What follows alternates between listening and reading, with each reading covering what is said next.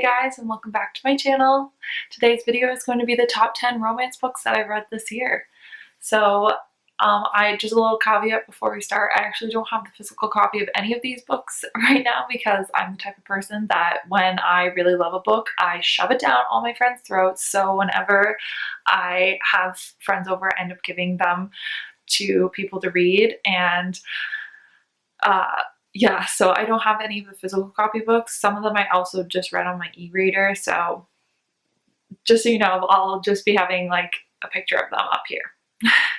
But without further ado, let's just hop into these books. Okay, so the number 10 on my top 10 was How to Fail Out Flirting by Denise Williams. So this one is one of the first books that I read off in 2021, like the first romance. I started the year reading a lot of fantasy books, and this is one of the first romance I read, and I really enjoyed it. I ended up giving it 4 stars. Because the only flaw I had was I felt like there was plot points that were introduced in the book that didn't really get addressed as much as I'd like them to. I just wish I had a little bit more build about these plot points. But it is really different than I think a lot of other romance books because it dealt with some pretty serious issues and I thought they were dealt with in a really realistic way, and I really enjoyed that aspect of it. It's not just a cute fluffy romance, this one.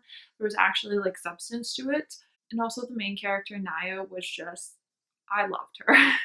I just loved her so much, and there is definitely some steam in this book, so if you like that in a book, you should read that. If you don't, then maybe this is one that you skip because it definitely has it. Okay, coming in at number 9, we have On Dublin Street. This is probably, I think, the most recent book that I read that I have on this list, my most recent, and I think it was really popular a couple of years ago because it has a ton of ratings on Goodreads, but I had never heard of it, and I really liked it. It's actually part of a series, but I've only read the first one starting now, as of right now, but I definitely plan to read the rest in the future.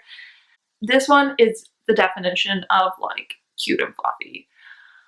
There is some again, I feel like all romance books do have usually some sort of like more serious aspect, which I really enjoy. I think that's going to be a theme that you see in the romance books that I enjoyed. I like that there's at least one sort of actually serious conflict, and that the conflict is not just like a miscommunication or something like that. I also gave this one 4 stars. Yeah, it was a great book. I loved Joss, the female main character. She was strong, and I really love a strong female main character, which is also a theme you'll find in all these romance books that I'm gonna bring up. She definitely had her flaws, which who doesn't have flaws, and she's very stubborn. I would say that was, and she didn't want to let people in, but I just found her like so endearing. I don't know what it was, but I just found her overall just endearing. Brayden was also a great male lead. He was just so hilarious, and he was so like he was just so caring to Joss, and he worked so hard. There was one point though that I was like he did something that was like, that's not cool. But anyways, there is definitely some the miscommunication trope in this for sure. Like, they don't talk. At first, he's just not like trying not to get her to force. He's trying to not force her to communicate with him, but like she just cannot talk. That is Joss's like main flaw. She can't talk to anyone. So it was infuriating at some points, but it's also steamy, so just keep that in mind when you're deciding whether to pick this up or not. 18 plus. And also make sure you check the trigger warnings on all these books, because like I said, you sometimes go into romance expecting just cute fluffy, and a lot of these books don't they are adult books, so they do have adult themes throughout them. So just make sure you check trigger warnings before you read any of them. Okay, number 8 is Love Lettering by Kate Claiborne. This book is the definition of cute and fluffy. There is not a ton of drama in this book, but it just made me so happy. It made me so, like, my heart feels so fluffy and warm. I definitely recommend it. I gave it a 5 stars. Probably looking back, I probably would have given it more of like a 4 or 4.5, but a lot of times when I'm rating books, it's like immediately after reading them. So I just am, if I'm emotionally attached to the characters, like, it just gets a 5 stars. It's just that simple for me. So if you're looking for something fluffy, this one is, if I remember correctly, more on the PG side. So I would say 16 plus for this. Okay, number 7 is The Wrong Game by Candy Steiner. And I, again, just love this book. And I would give it 5 stars. I think I would still give it 5 stars. It hit everything that I wanted it to hit in a romance book. I cried, I laughed, I enjoyed both the male and female lead. I didn't get annoyed with them or with miscommunication necessarily. It's a sports romance, and I really got into sports romances this year. Really enjoyed this one. It's a standalone, which is great. Because I have enough freaking series ongoing all the time, but it is sweet and spicy, and it like hooked me from the first line. I actually saw this one on TikTok, and I immediately downloaded onto Kindle Unlimited because I was like, I need to read this. It just sounded so great. It was a really interesting story, but the characters were my favorite part of this book. Gemma and Zach were perfect for each other. They both pushed each other outside of their own comfort zones, which is great. Great partnership, and their chemistry in this book is off the charts. Spice in this one. This one I would say is the most spicy of the book so far. And I would say 18 plus for this one. Okay, so number 6 is just the entirety of the off-campus series. There is 4 books that follow 4 hockey players and their love interests. I did 2 videos while I was reading them, like, I think throughout the summer.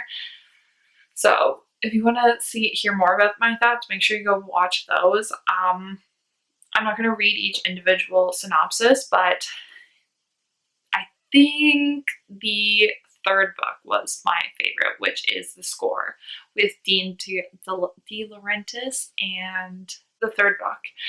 And they're all just really cute, but they do have some serious topics. The 4th one, and each book sort of covers its own trope. Like the first one is fake dating. The second one is one night stand.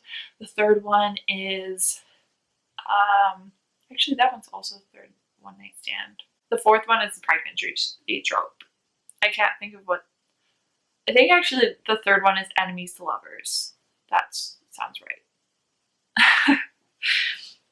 But yeah, so these ones are really popular, so I'm not going to like go on about them. But if you like sports romances, you'll like these books. I can guarantee it. Okay, next is All Roads Lead Here by Mariana Zapata. This is my first Mariana Zapata book, and I loved every minute of it.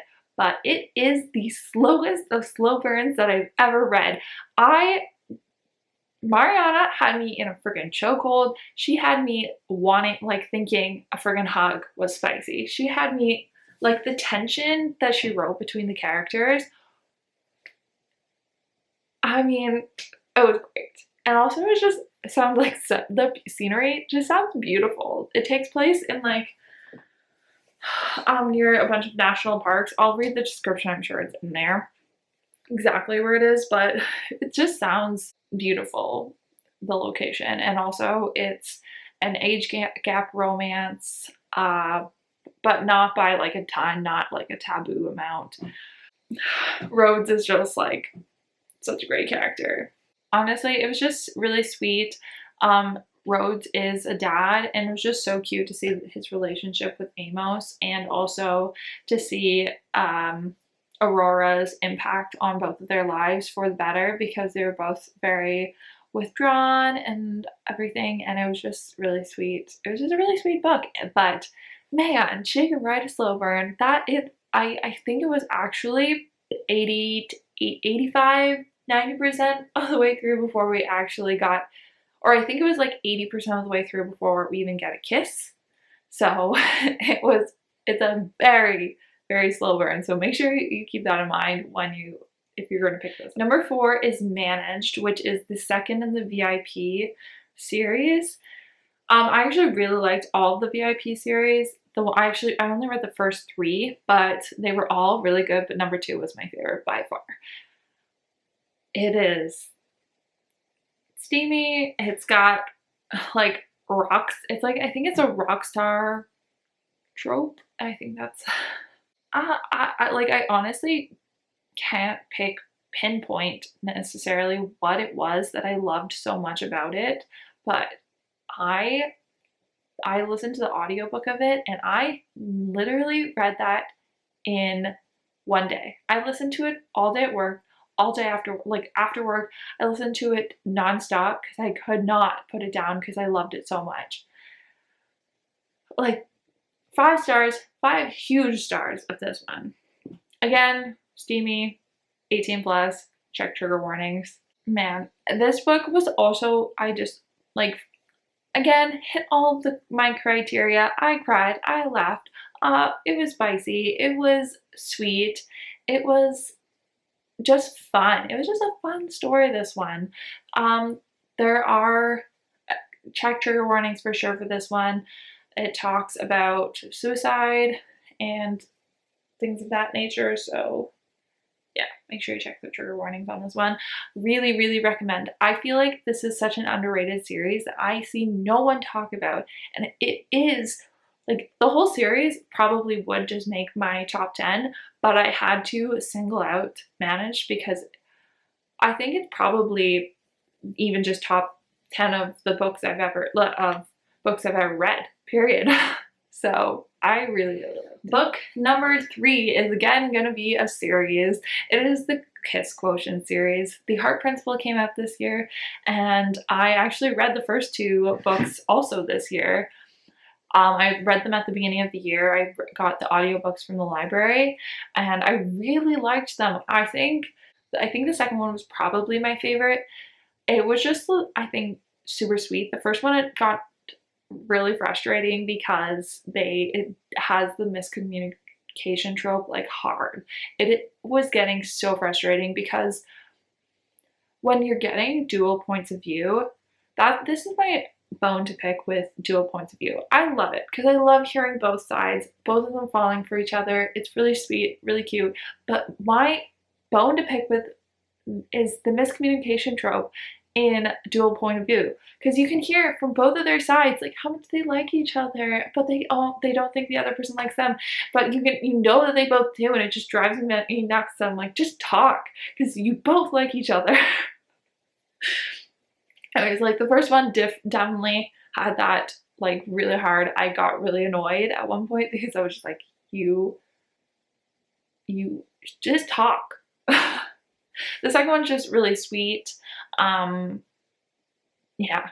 it's just really, that one was really cute. I didn't expect to like it as much, but I did. And the Heart Principle was the one that dealt most with, I'd say, like, more serious topics. They all do. They all have like disability rep in it, and this one, again, this series is also very hyped up, so I'm not going to go too far into it because I know you've probably heard of it and you've probably even read them before, but they are in my top 3 of their number 3 in the top romance books that I read this year. And second to last, number 2 is The Simple Wild. This book is so good. Oh, I really wish I had read it when it first came out. It's the tension in this book is so good. Again, it takes place in Alaska and it just sounds so beautiful. Books make Alaska sound like it's the most beautiful place in the world, but I think I would probably die there. I would not be able to take care of myself, like, because you have to have a ton of skills to be able to take care of yourself in Alaska. So I think I would probably die, but these books are making me want to move there. Yeah, so this one had a really cute, like almost found family trope for Jonah and for Calla learning more about her father. Jonah, Ren was basically a father figure to Jonah as well. So yeah, it was really cute story for that. But then also there was the love story between Jonah and Calla. And again, I did cry definitely in this one. I laughed a lot. It's just, this one I would say probably 17 plus. I don't think it gets too graphic if I remember correctly. If you're going to take anything from this video, make it be reading this one and what is going to be my number one. Okay, and finally, book number one, top book that I read this, romance book that I read this year, and actually I think probably top book I ever read overall, honestly, is Beach Read by Emily Henry. I adored this book. Oh, I literally finished it and wanted to go back and reread the whole thing again. And that never happens for me. I'm not really a huge rereader of books because I know what's going to happen, but I loved it so much that I just immediately wanted to pick it up again. I didn't want to put it down. I loved the characters. I loved the story, the plot line, everything that happens in it. It's just, it's so good. And Frig, so good, this one. Beach Read is super hyped up, and I'm sure you've heard of it, but it's for good reason. If you haven't read any Emily Henry, I like Beach Read a lot more than people we meet on vacation, but you should let yourself decide and read both because they're both great. Probably people we met on vacation would have been just under my top 10. It would have been like 11 or something like that. But I really like Emily Henry's writing style. Beach Read was, though, the best book I've read. I also just I don't have much more to say to this than just read it.